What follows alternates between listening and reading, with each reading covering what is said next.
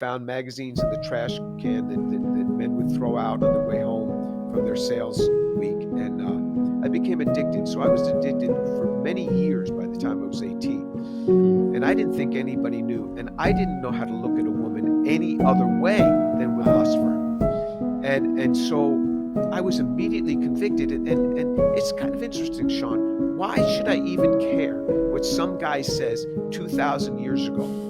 I didn't know Jesus was Jewish. I mean, who knew? I thought, he must be Christian, must be like the first Christian. I didn't know Jesus was Jewish.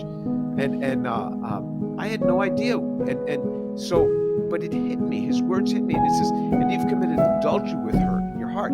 I was enough of a Jew to know that that was one of the 10 commandments that you shouldn't do was adultery. And he had my attention at that point. And then I learned that there's nothing I could do about my sinful state, but Jesus has died for my sins. Well, it was a few months later that I prayed to God all alone in my room, and I said, Lord, forgive me because I'm a sinner and come into my life. And this burden of sin just started to lift from me. Wow.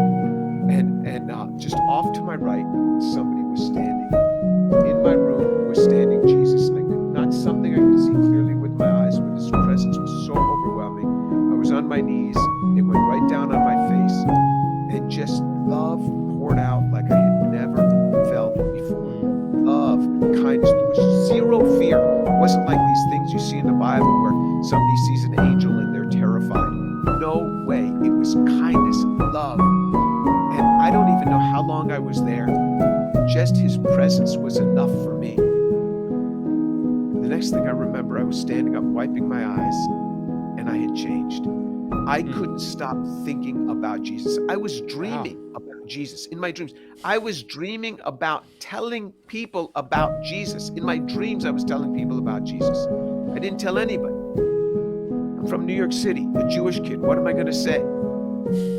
This guy who had shared with me back in August, here it was November, he said, Jim, have you received Jesus in your heart? This was a few weeks after this event happened in my room. I said, I think I have. Why do you ask? He said, you haven't stopped smiling for weeks. Wow. And something happened to me. I knew something changed. And I said, tell me, how can I keep this presence strong with me? I've never had this.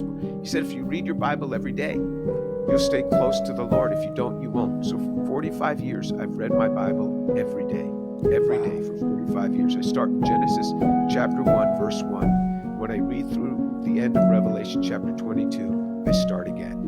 I do it over and over again. I'm in no hurry. I'm not trying to get through the Bible in a year. I could spend a week in a paragraph just basking in this. I love it. I love the Lord. So that's a long answer to a short question. But I didn't come to Jesus because of science. No way. But never has science shaken my faith. I know whom I have believed. Jesus is the Son of God. He is the one who delivered me from my sins. He is the one who works in my life. So when I see things that are contrary to my understanding of science, I just say, well, something is wrong here. Either my understanding of this thing in science is wrong, or I've interpreted the Bible wrongly. But it's never shaken my faith, not one bit. Wow. I love that. Thank you for sharing your story. Last question.